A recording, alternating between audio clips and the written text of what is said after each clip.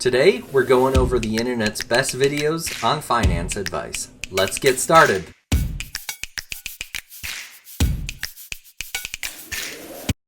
What is the best financial advice you've ever received? Invest in assets, not liabilities. Okay, invest in assets, not liabilities is the best financial advice that he's ever received. That sort of makes sense.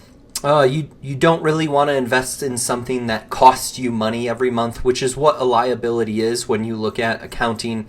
When you look at a balance sheet, there's the assets, things that provide you money or inventory, and there's liabilities, things that cost you money. It's a little bit of jargon and a little bit of buzz speak in the financial world. Obviously, you would never invest in something that costs you money. However, some people don't fully understand this. Sometimes people invest in a car and they think that's a good investment, but cars have essentially negative value. They don't go up in value, they go down. Overall, this advice is okay. It's true. It's kind of obvious, so I'll give it a 5 out of 10. What is the worst financial advice you've ever received? The way to build wealth is saving your money. So true. The worst financial advice he ever received, the way to build wealth is by saving money. I'm not so sure about that. You can't necessarily build wealth by just putting money under your mattress, but you can save money you can build wealth by saving money and then putting it into a savings account, for example, a high interest savings account maybe. A low interest savings account won't do much for you. You could save money by putting it into an investment account and then investing it into an ETF or a mutual fund. That is a way to build wealth.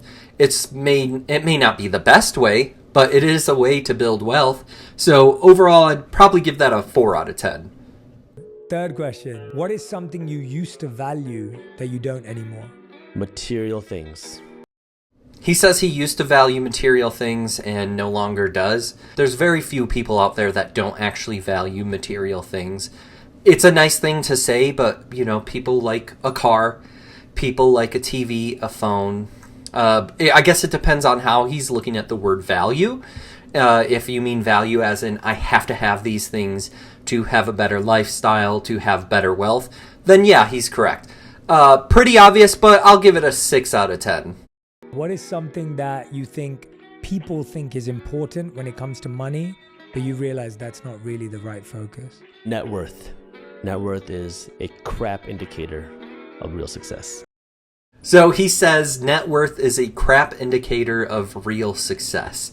And I guess I could agree with that because the way you define net worth, many people define it differently. Some people define net worth based on how much you make in a year. So if you make $100,000, some people define net worth based on the value of your assets that you own, whether it's a car or a home. Let's say you own a $500,000 home. Some might say, well, you have net worth of $500,000, which sounds awesome, but then you have a mortgage on it. So overall, that is not necessarily good advice. It's true. It's not a great indicator.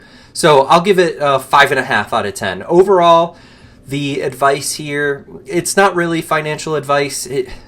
You're not really going to find anything practical from this advice. It's just one guy's opinion, which I respect, but it's not going to make your personal finances any better. So overall, I'll give all of his advice a 5.5 out of 10. I have 3 investments. That's all I have. My business, paid for real estate with no mortgages, and mutual funds. I don't play single stocks. I don't screw around with gold. I don't mess with Bitcoin.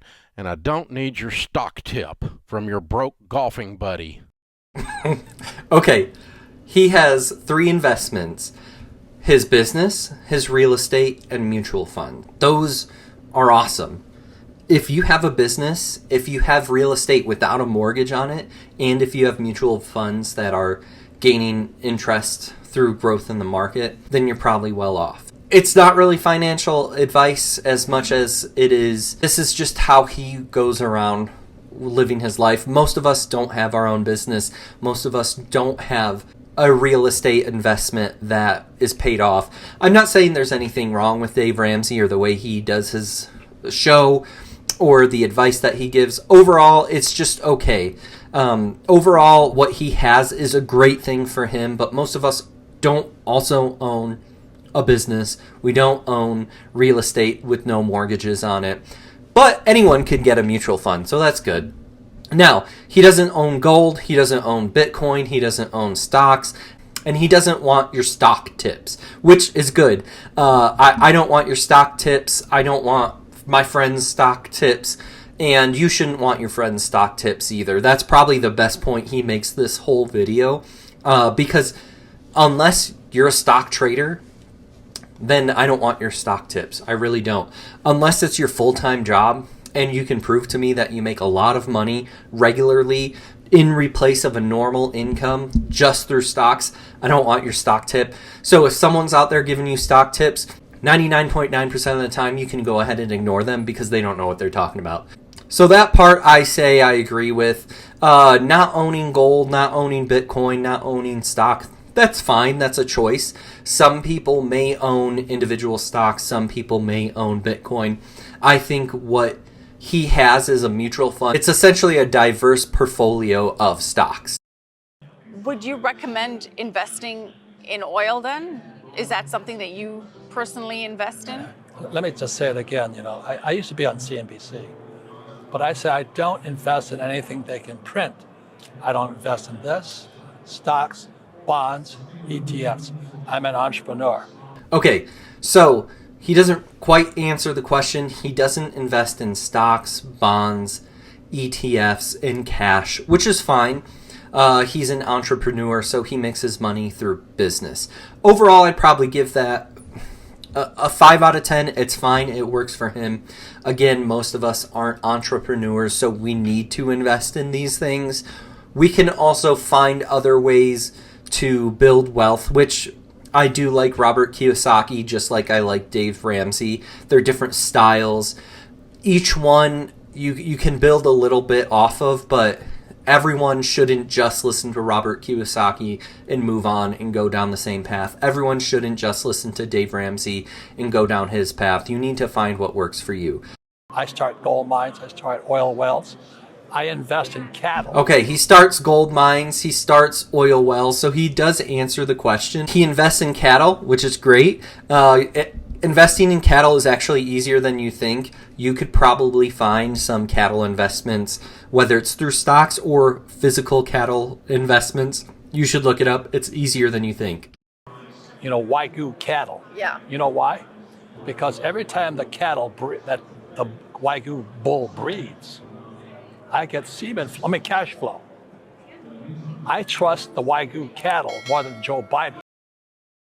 Okay, so every time a cattle breeds, he gets cash flow. That's what he said, cash flow. He didn't say anything else. What he's saying is anytime a cattle breeds, he gets more cattle. He can sell that, or it's more cattle to produce more income, which is true. Overall, it's fine advice, maybe a 6 out of 10. I would probably give Kiyosaki's advice here in this clip probably a 6 out of 10. It's good for some people. It's good for him. It's okay.